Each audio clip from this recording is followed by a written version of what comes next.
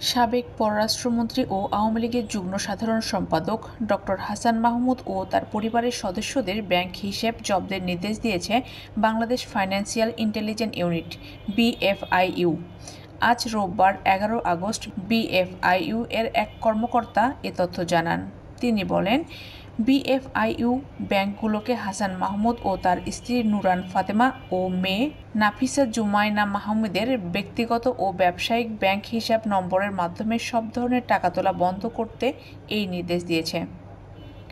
গত 6 আগস্ট বিদেশে পালাতে গিয়ে ধরা পড়েন আওয়ামী লীগ সরকারের সদ্য সাবেক পররাষ্ট্রমন্ত্রী ডক্টর হাসান মাহমুদ। রাজধানীর হজরত শাহজালাল আন্তর্জাতিক বিমানবন্দরে আটকে দেওয়া হয় আওয়ামী লীগের এই যুগ্ম সাধারণ সম্পাদককে।